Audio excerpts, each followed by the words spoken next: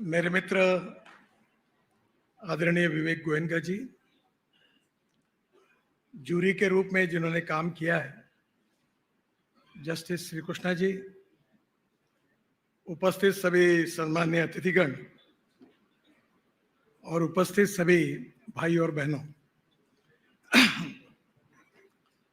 रामनाथ गोयनका जी के नाम से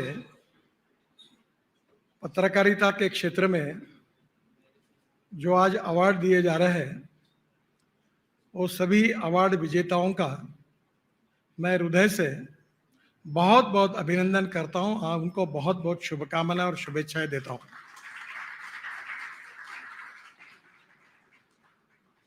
उन्नीस में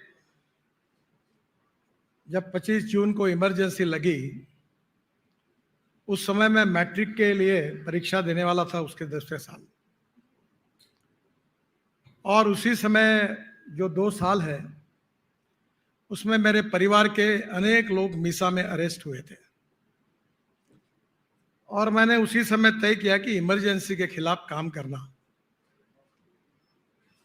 उस समय विशेष रूप से वो 2 साल का जो संघर्ष था, वो हम सब के लिए एक बहुत ही ऐसा इतिहास था कि जिसको हम जिंदगी भर भूल नहीं सकते। विशेष रूप से उस समय आपको ये भी याद होगा कि सुप्रीम कोर्ट में नीरेन डे जी के एक आर्गुमेंट के ऊपर काफी चर्चाएं हुई थी। जब न्यायमूर्ति महोदय ने पूछा था कि अगर कोई व्यक्ति, उसको अगर पुलिस ऑफिसर गोली से मार देता है और उसके ऊपर अगर गलत है, तो क्या उसको न्याय मांगने का अधिकार नहीं है क्या? उन्होंने जवाब दिया था कि सर, इमरजेंसी है, वो ये नहीं कर सकता। एक प्रकार से जो स्थितियां थी वो बहुत ही चिंताजनक थी।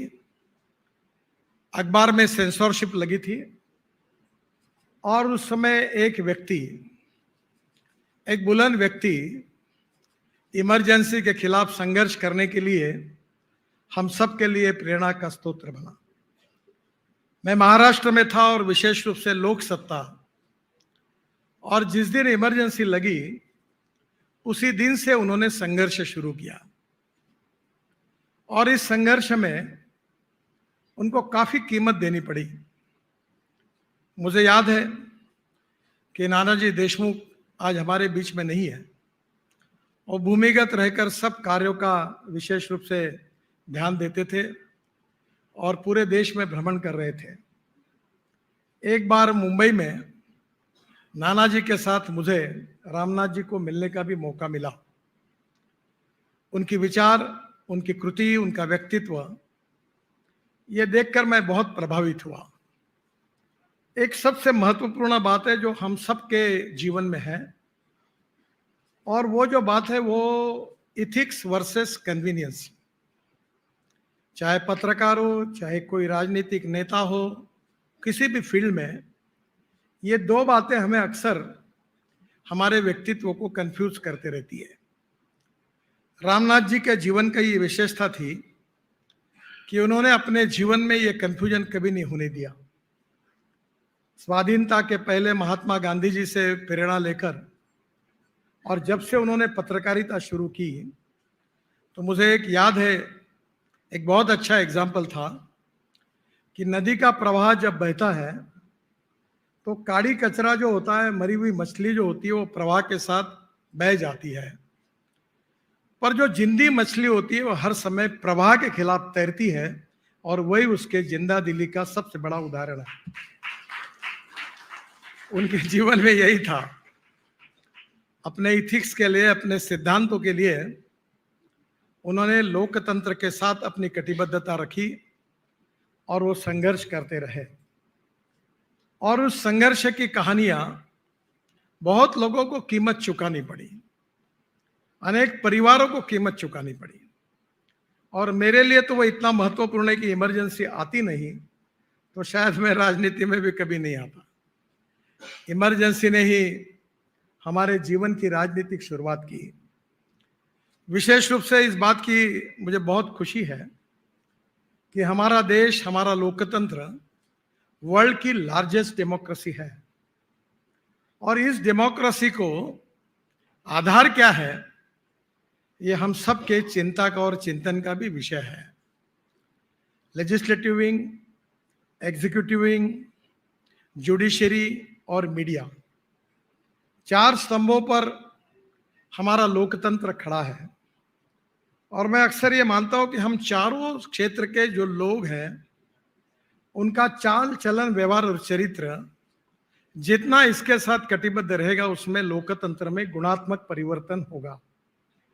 पर सवाल यही होता है कि आज जो हमारी वैल्यू बेस्ड एजुकेशन सिस्टम है, वैल्यू बेस्ड परिवार पद्धति, फैमिली सिस्टम है, उसके संस्कारों ने हमारे सबके जीवन को समृद्ध और संपन्न किया है।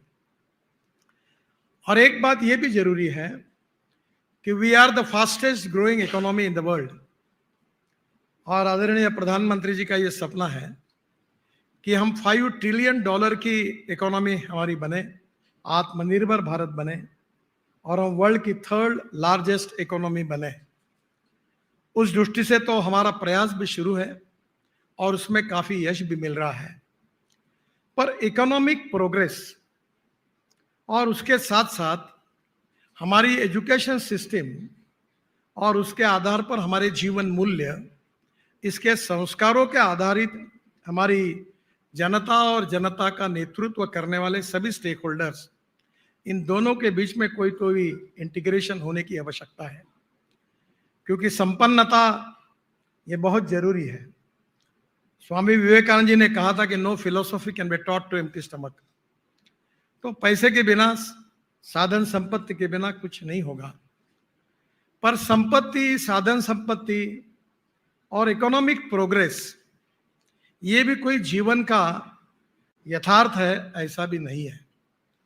विशेष रूप से अपने कन्विक्शन के साथ, अपने सिद्धांतों के साथ, लोकतंत्र के लिए, समाज हित के लिए जिन जिन लोगों ने कुर्बानी दी है, 47 के बाद का इतिहास जो है, और हम 100 साल जब पूरे करेंगे, तो इस लोकतंत्र के इतिहास में जिनके नाम सुवर्णाक्षर से लिखे जाएंगे, जिन्होंने इस लोकतंत्र को बचाया, उसमें निश्चित रूप से रामनाथ गोयनके जी का नाम निश्चित रूप से होगा। मुझे याद है, मैं बड़ा युवावस्था में थे, दिन याद है, दत्ता सामंत हमारे बहुत बड़े ट्रेड यूनियन लीडर थे। उन्होंने इंडियन एक्सप्रेस में स्ट्राइक कराया था, एक्सप्रेस न निकले, उसके लिए पॉलिटिकल सपोर्ट था। काफी बड़ी उस समय की स्थितियां में मुंबई में रहने के कारण जानता था। पर एक कठिन परिस्थिति में भी एक बात रामनाथ जी की थे, न कभी झुके, न कभी झुकने के लिए उन्होंने तैयारी बताई। जो बातें उनकी थी, जो अपने कन्विक्शन के बात रूप में उन्होंने स्वीकार किया था, उसके लिए लड़ते रहे। लड़ाई जोरदार होती रही, पर अंतिम विजय उनका हुआ, ये हर जगह पर देखने के लिए मिला। तो ऐसे रामनाथ जी के नाम पर ये पुरस्कार है।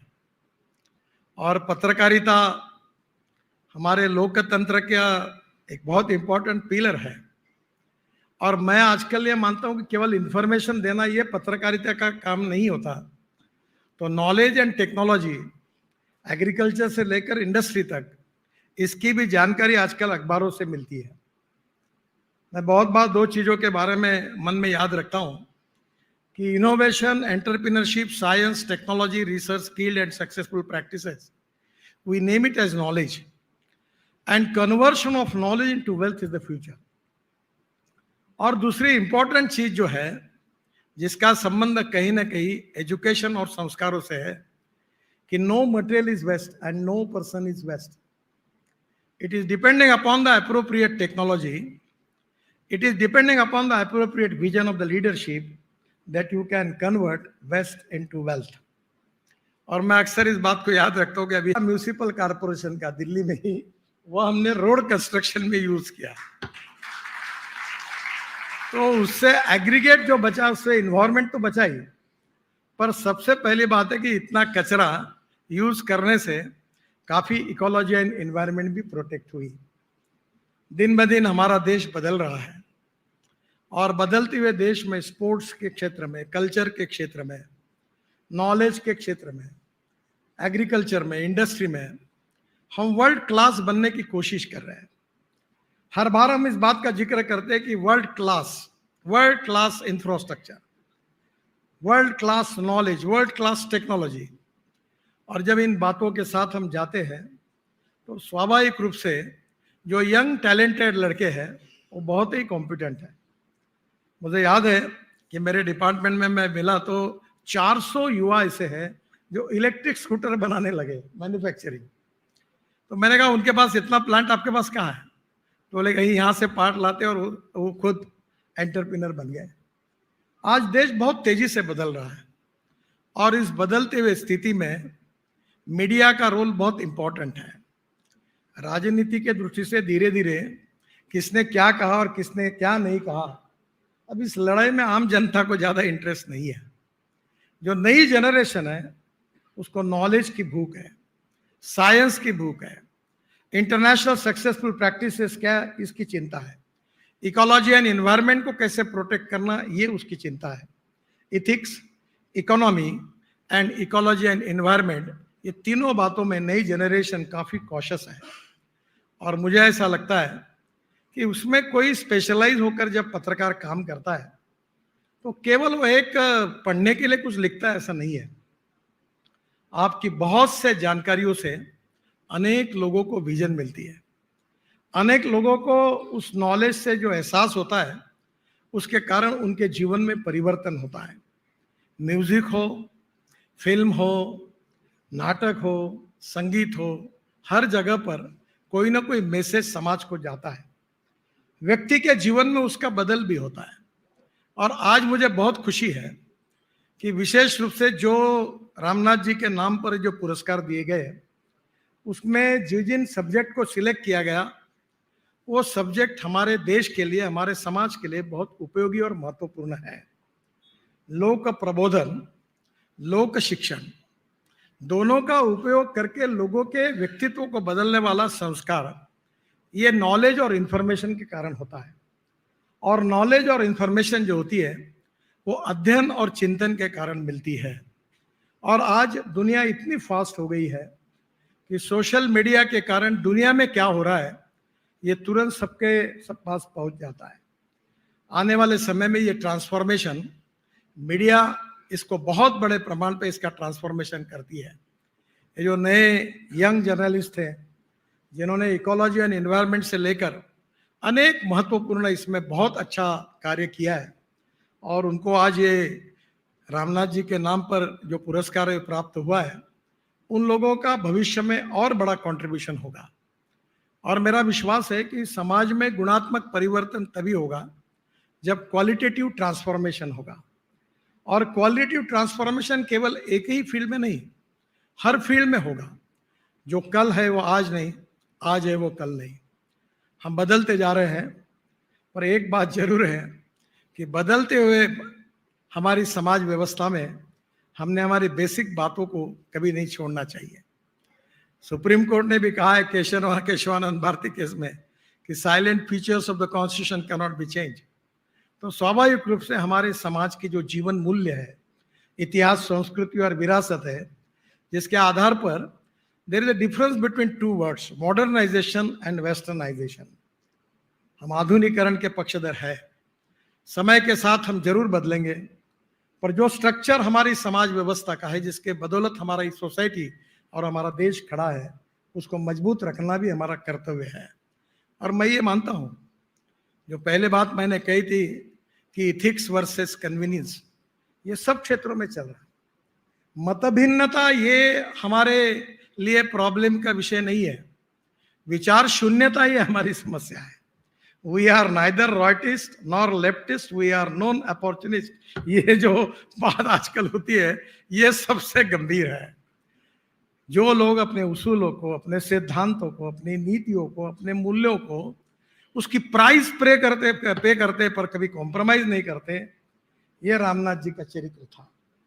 अब मुझे लगता है कि जिनको ये अवार्ड मिला है उनको निश्चित रूप से उनसे एक चीज तो अनुकरणीय है कि जो हमारे कन्विक्शन है, जो हमारे उसूल है, जो हमारी सिद्धांत है, जो हमारी नीतियां है, जिसको हमने लाइफ कन्विक्शन में स्वीकार किया है, उसके साथ हम चलते रहेंगे। चाहे जीत हो, चाहे हार हो, चाहे खुशी हो, चाहे दुख हो, पर हम चलते रहेंगे। उनके साथ कभी कॉम्प्रोमाइज नहीं करेंगे, चाहे एजुकेशन हो, चाहे कोई भी फील्ड हो। हम यही कार्य एक प्रोफेशनल इथिक्स के रूप में करते रहेंगे। ऐसे करने वाले ही आप जैसे पत्रकार हैं, और आपने उस क्षेत्र में इतना अच्छा काम किया है, इसीलिए जूरी ने आपका चयन किया है। मैं हृदय से आप सबको बहुत बहुत शुभकामनाएं और शुभेच्छाएं देता हूं, और आपका कंट्रीब्यूशन हमारे देश के पुनर्निर्माण में निश्चित रूप से कंट्रीब्यूट करेगा। इसी विश्वास के साथ आप सबको बहुत बहुत शुभकामनाएं, शुभेच्छाएं। धन्यवाद।